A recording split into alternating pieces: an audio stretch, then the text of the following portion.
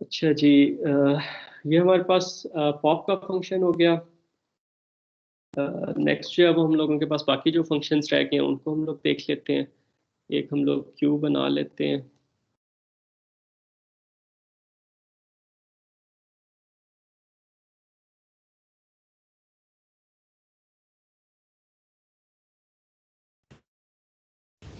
Sir ये जो हमने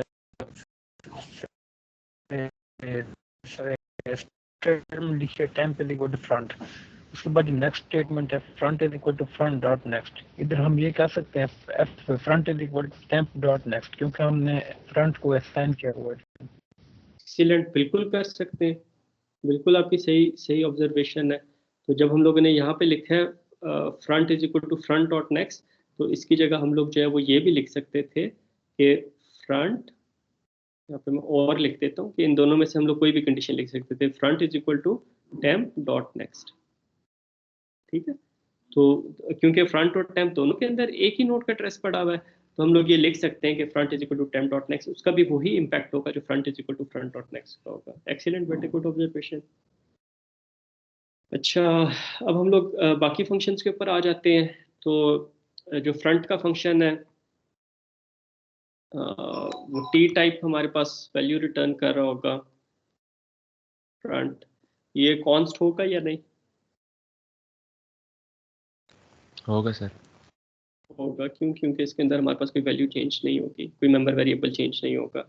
तो हम लोग जो है वो इसको रिटर्न करवा देते हैं। रिटर्न क्या क्या रिटर्न करवाएंगे? फ्रंट का फंक्शन क्या रिटर्न करेगा?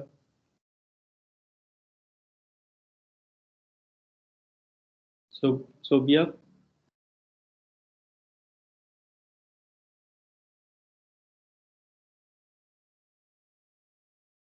तंजील,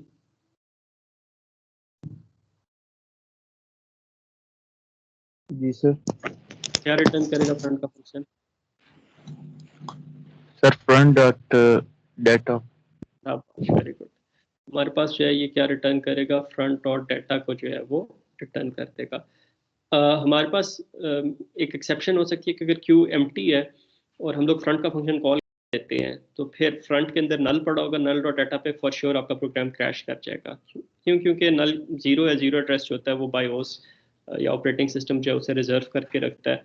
तो वहाँ पे आपको कोई किसी किस्म का एक्सेस आपको वो नहीं देगा। तो जब आप वो करने की कोशिश करेंगे आपके पास मेमोरी एक्सेप्शन आ जाएगी। तो यहाँ पे हम लोग जो है वो कंडीशन लगा लेते हैं कि अगर हमारे पास जो है वो क्यू एम्प्टी है, तो फिर जो है वो हम लोग एक्सेप्शन थ्रो करा देते हैं कि जी थ्रो कैन नॉट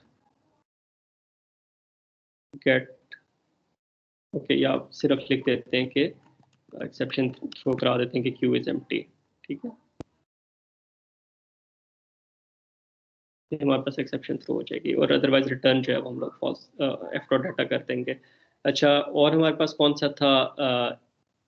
एम्प्टी का एम्प्टी का फंक्शन था, ठीक है, जो बताता है कि क्यू एम्प्टी है या नहीं। इसकी क्या कंडीशन होगी?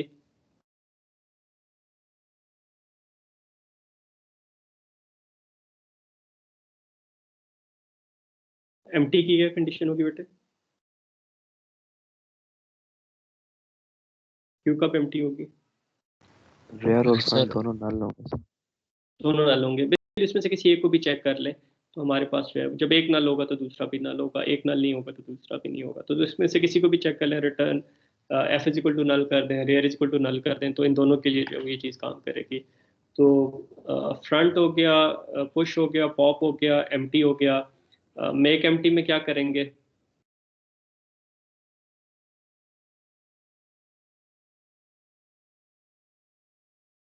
जब तक हमारे पास जो है वो वाइल नॉट, अब देखें हम लोग क्लास के अंदर है ना, तो यहाँ पे क्यू डॉट एम्प्टी नहीं लिखेंगे, क्योंकि उसी के अंदर है, उसके कोड के अंदर है। तो यहाँ पे डायरेक्टली हम लोग जो है वो एम्प्टी का फंक्शन कॉल कर सकते हैं, वाइल नॉट एम्प्टी पॉप। ठीक है, तो जब तक हमारे पास क्यू एम्प्टी नहीं होती, एक एक एलिमेंट हम लोग रिमूव करते जाएंगे। डिस्ट्रक्टर क्या हो जाएगा बेटे?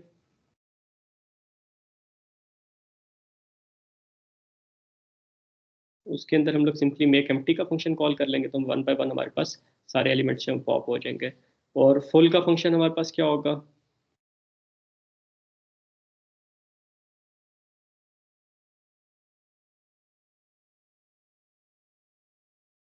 फुल का फंक्शन बेसिकली वही जिस तरह लिंक स्टैक में था उसी तरह हमारे पास होगा कि मेमोरी एलोकेट करके देखेंगे। अगर मेमोरी एलोकेट हो जाती है तो जो मेमोरी एलोकेट की होगी उसको डिलीट करके फॉल्स रिटर्न कर देंगे। अगर मेमोरी एलोकेट नहीं होती तो फिर हम लोग जो है वो ट्रू रिटर्न कर देंगे। और कोई फंक्शन रह गए बेटे?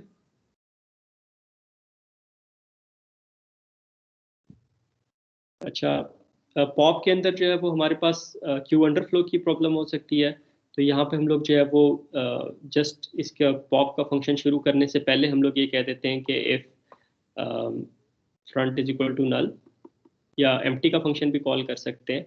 तो अगर हमारे पास क्यू एम्प्टी है और यूज़र पॉप का फंक्शन कॉल कर लेता है तो वहाँ पे हम लोग एक्सेप्शन थ्रो कर देते हैं कि क्यू क्या होगी, ओवरफ्लो होगी, अंडरफ्लो होगी?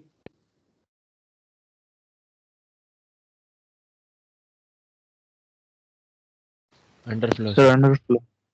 अंडरफ्लो क्यों? क्योंकि एम्प्टी क्यू से जब हम लोग कोई एलिमेंट पॉप करने की कोशिश करेंगे तो क्यू अंडरफ्लो की हमारे पास एक्सेप्शन आ जाएगी। और यहाँ पे हम लोग कैसे चेक करेंगे? पुश के अंदर यहाँ पे ज़रूरत नहीं है क्योंकि हम लोग डायनेमिक लिंक स्ट्रक्चर्स यूज़ कर रहे हैं। तो हमारे पास जो है वो अगर हम लोग यहाँ पे फुल का फंक्शन कॉल कर लेते हैं तो खामखा हमारे पास जो है ना वो एक काइंड ऑफ ओवरहेड होगा कि मेमोरी क्रिएट कर रहे हैं फिर उससे फ्री करा रहे हैं। तो नॉर्मल सर्कमस्टेंसेज में वी नो के हमारे पास जो है वो पुश का फंक्शन कभी भी जो है वो मेमोरी फुल नहीं होगी नॉर्मल सर्कमस्टेंसेज में। हाँ, अगर कोई ऐसी सिचुएशन है हमें लगता है कि मेमोरी फुल हो जाएगी तो उस सूरत में हम लोग ये कर सकते हैं कि पुश का फंक्शन कॉल करने से पहले हम लोग चेक कर लें कि हमारे पास जो है वो क्यू जो है वो फुल तो नहीं होगी। ठीक है बेटे, यहाँ तक के क्वेश्चन हो आप लोगों के?